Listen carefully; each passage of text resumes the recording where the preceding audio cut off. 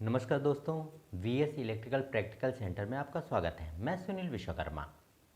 आज हम बहुत ही महत्वपूर्ण विषय पे चर्चा करेंगे जिसका नाम है सुरक्षा। हम यदि इलेक्ट्रिकल फील्ड में जुड़े हुए हैं तो सबसे पहले हमें सुरक्षा के बारे में जानना बहुत ज़रूरी होता है। सुरक्षा क्या होती है तथा इलेक्ट्रिकल के फील्ड में सुरक्षा के कितने प्रकार होते हैं, इसके बारे में हम जानेंगे। इलेक्ट्रिकल सेफ्टी क्या होती है, शरीर की सुरक्षा क्या होती है, कार्य की सुरक्षा क्या होती है, मशीन तथा उपकरण की सुरक्षा क्या होती है, इसके बारे में हम विस्तार पूर्वक एक एक करके जानेंगे। तो आइए स्टार्ट करते हैं। सुरक्षा, जैसा कि हम जानते हैं कि सुरक्षा एक ऐसी पद्धति है जिसका अनुसरण करके या उसका पालन करके हम होने वाले खतरे से बच सकते हैं। साधारण शब्दों में हम कहें तो हम किसी न किसी रूप में सुरक्षा को फॉलो करते हैं। जिस प्रकार से हम रोड पे चलते हैं तो अपनी सेफ्टी के लिए, अपनी सुरक्षा के लिए हम हेलमेट का प्रयोग करते हैं, जिससे हमें आने वाले दुर्घटना से बचाव हो सके। ठंड के टाइम में हम गर्म जूते पहनते हैं, गर्म कपड़े पहनते हैं तथा टोपी पहनते हैं, जिससे हमारे शरीर की सुरक्षा ठंड से हो सके। गर्मियों में हम पंखा चलाते हैं, कूलर चलाते हैं, एसी चलाते हैं, जिससे गर्मी की वजह से हमारे शरीर को कोई नुकसान न पहुंचे। तो हम सीधे शब्दों में कह सकते हैं कि सुरक्षा वह पद्धति है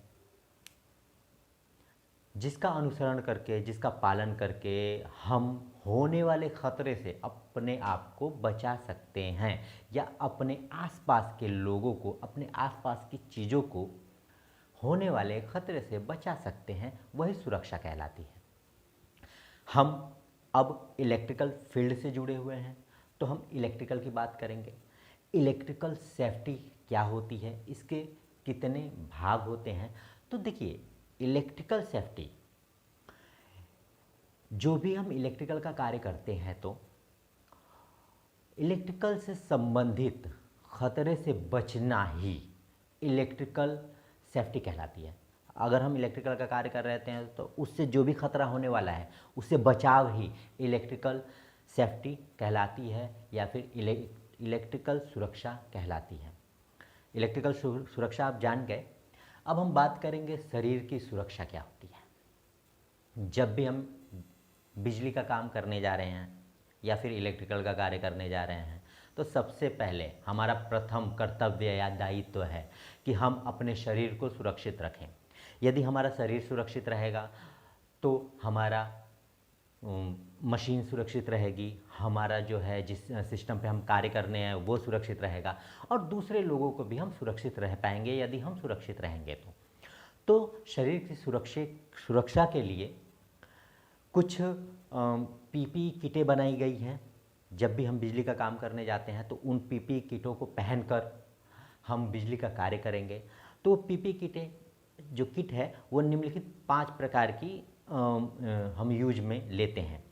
पहला है, हम जब भी बिजली का कार्य करने जाएं तो सेफ्टी ग्लव्स पहनें। जब भी 90 वोल्ट से हम ज़्यादा, क्योंकि 90 वोल्ट तक का करंट हमको लग सकता है, उससे ऊपर का करंट हमारे शरीर को हानि पहुंचाता है। तो जब भी हम बिजली का कार्य करने जाएं तो हो सके तो हमें सेफ्टी ग्लव्स पहन के काम करना चाहिए, जिससे हमें शॉक नहीं लगता है, करंट नहीं लगता है। हमें सेफ्टी शूज़ पहन के कार्य करना चाहिए बिजली का, जिससे हमें करंट नहीं लगता है। हम जब भी 6 फीट की ज़्यादा ऊंचाई से कार्य कर रहे हों या ऐसी जगह कार्य कर रहे हों जहाँ पे हमारे शरीर पे कोई चीज़ गिर सकती है तो हमें सेफ्टी हेलमेट का प्रयोग करना चाहिए। और जब भी हम हाइट पे काम कर रहे हों, ऊंचाई पे काम कर रहे हों, तो हमें सेफ्टी बेल्ट का प्रयोग करना चाहिए। और जब हम ऐसी जगह कार्य कर रहे हो जहाँ पे धूल मिट्टी उड़ के हमारी आंखों में आ रही है या जहाँ पे स्पार्क होने का, ऑनलाइन काम करते हैं तो स्पार्क होने के खतरे या चांसेस ज़्यादा रहते हैं, तो वहाँ पे हम सेफ्टी गूगल यानी सेफ्टी चश्मा पहन के कार्य करें। ये तो हो गई हमारे शरीर की सुरक्षा। ठीक है। फिर दूसरा अब इसके साथ हम बात करेंगे कार्य की सुरक्षा क्या होती है। देखिए, इलेक्ट्रिकल में कार्य की सुरक्षा बहुत ही महत्वपूर्ण है। जब भी हम कोई कार्य करें इलेक्ट्रिकल से संबंधित, तो सबसे पहले उस कार्य के बारे में हमें अच्छी तरीके से जान लेना चाहिए। हम जो भी काम कर रहे हैं उसके बारे में अच्छी तरीके से जान लीजिए। अगर उसके बारे में आपको नहीं पता है तो पूछ लीजिए किसी से, और या फिर आप पढ़ लीजिए उसके बारे में, जब भी वो काम कीजिए। अगर वो काम आपको नहीं आता है तो उस काम को न करें, क्योंकि इलेक्ट्रिकल में हमें बहुत कम चांसेस होते हैं बचने के। समझ रहे हैं आप? तो जब भी हम बिजली का काम करने जाएं, तो जो हम काम कर रहे हैं उस काम के बारे में अच्छी तरीके से पढ़ लें या जान लें, या फिर उसके बारे में पहले से किसी ऐसे व्यक्ति से पूछें या उसको सामने खड़ा करके वो काम करें, उस व्यक्ति को अच्छी तरीके से ये काम आता हो।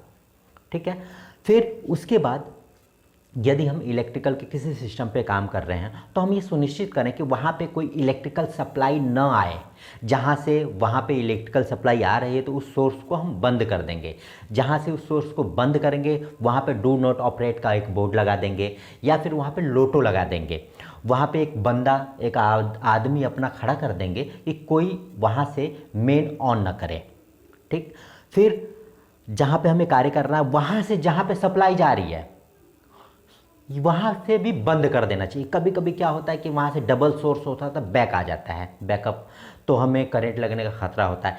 या फिर कभी कभी क्या होता है वहाँ पे करंट जो है स्टोर हो जाता है, तो उसकी वजह से हमें शॉक लग सकता है।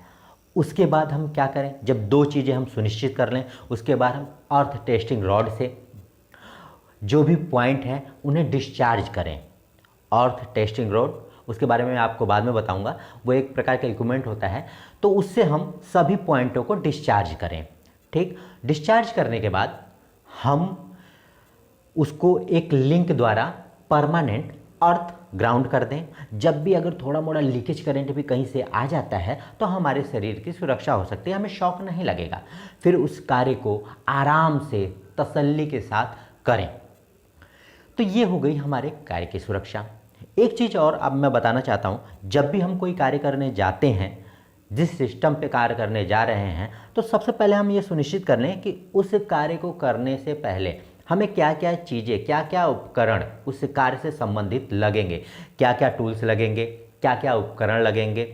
तो उसको हम उसी प्रकार से step by step, number wise हमें अपने टूल किट में उसे संभाल के रखना चाहिए।